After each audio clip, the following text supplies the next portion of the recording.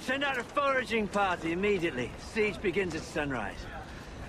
It's not going to be a siege, Your Grace.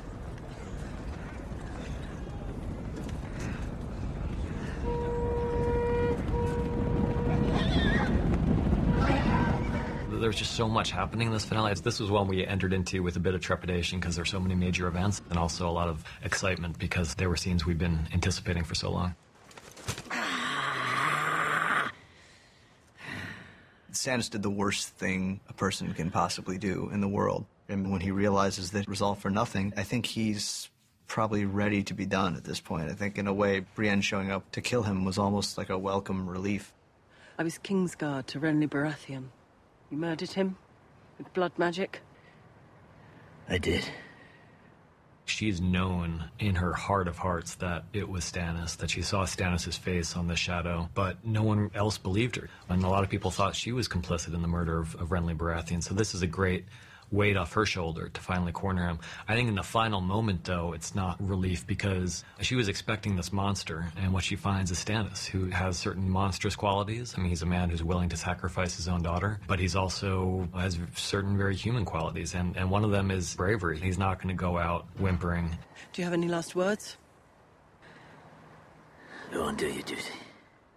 He's telling Brienne, do your job. Like, I get it. You've got every right to do what you're about to do. He probably has a number of regrets, but he's not going to share them with this stranger. And don't expect me to beg for mercy or to open up my soul to you or anything, because that's not going to happen. It's over. I get it. Get on with it.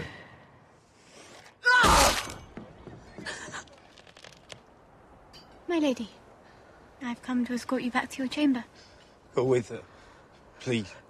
We've seen terrible things happen to Theon, and we've seen him refuse to rebel against his master time and time again. And then finally, in this moment, he does. And I think the great original sin in Theon's life was turning on the Starks and betraying them. And he's regretted it ever since. And now finally, after all this time, comes a chance for a little bit of redemption.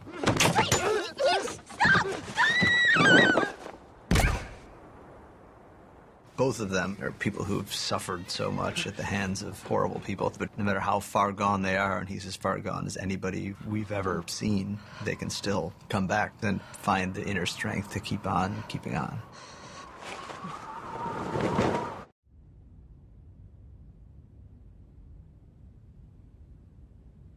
A girl has taken a life. The wrong life. The Faceless Men don't kill for revenge. They're not killing out of anger. They're killing because death is a gift, and the idea is a painless death, and it's almost like you're letting people go, and that's not Arya's way. I mean, Arya's not dealing out death as some kind of gift to Meryn Trant. It's a gift for herself. There are all sorts of mysteries that Arya is not yet aware of. She's been very impatient from the beginning. She didn't like sweeping the floor. She didn't like having to tend the corpses. She wants to learn how to become a great assassin and then go kill the people she wants to kill. And she's frustrated by, learning that this dojo has a philosophy. And there are all sorts of powers that the Faceless Men have that she hasn't been taught yet.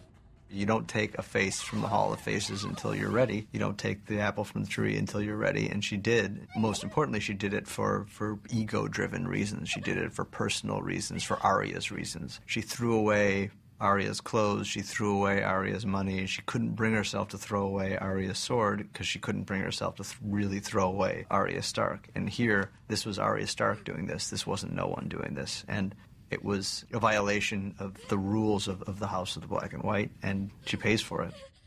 What's happening? What's happening? Daenerys is stuck on this beautiful but isolated plateau without any food and a dragon that mostly wants to sleep and get better, so she's got to find her own way, which is fine, except she encounters a group of people she probably didn't expect to encounter again anytime soon. When she sees the Dothraki, she knows what that means, and her relationship with Drogo was one thing, but Drogo is gone, and she knows, in a way, he was sort of an anomaly.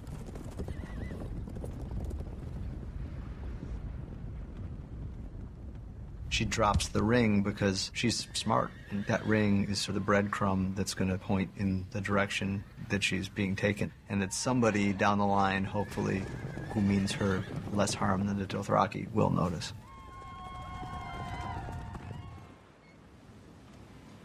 I know. About you and Mother. And I'm glad that you're my father.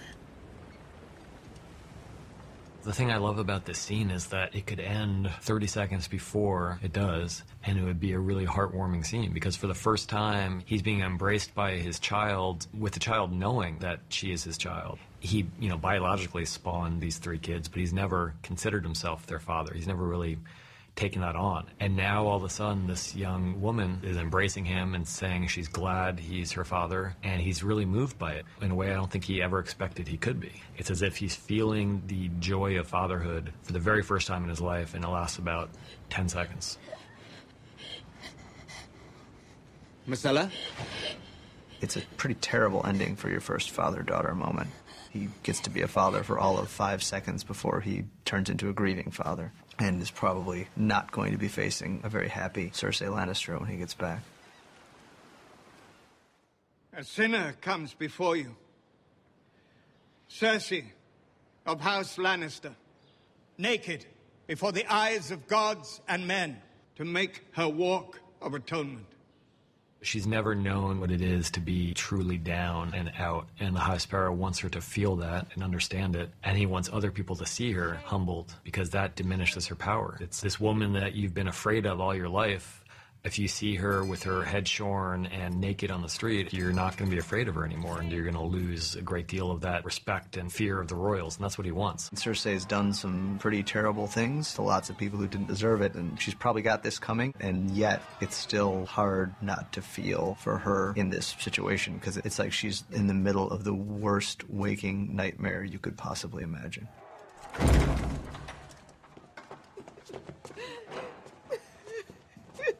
The only person there who shows any sympathy whatsoever is Qyburn. As far as she's concerned, he's extremely trustworthy. It's in this situation where everybody is so happy to cut her loose. Qyburn comes forward, and in full view of all of them, he gives her support and looks after her. And not only that, but he's brought her a gift. And the line in the script was, she knows vengeance will be mine. And when he picks her up and carries her off, you see that in Cersei's eyes. Like, she's been beaten down, she's dirty, and her feet are bleeding, but she's not beaten yet.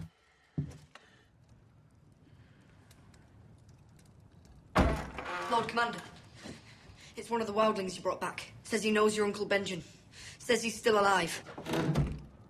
The problem with Jon is he's not a cautious man. It's the problem with him, and also the reason we love him. He's a hero, but heroes are inherently incautious. At the end of the day, Jon is his father's son. He's a person who's honorable to a fault and does the right thing even when the right thing is extremely dangerous to him personally.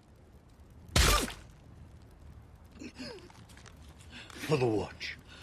And this is obviously a big deal, the death of Jon Snow. This is something we've been thinking about for a long, long time. And if Alliser kills him, it's kind of like it's a bad guy killing a good guy. But when it's Ollie holding the knife, Ollie's not a bad guy. Ollie's a kid who's seen just way too much horror way too early. And he makes a decision that's a really hard decision for him, but you understand where he's coming from.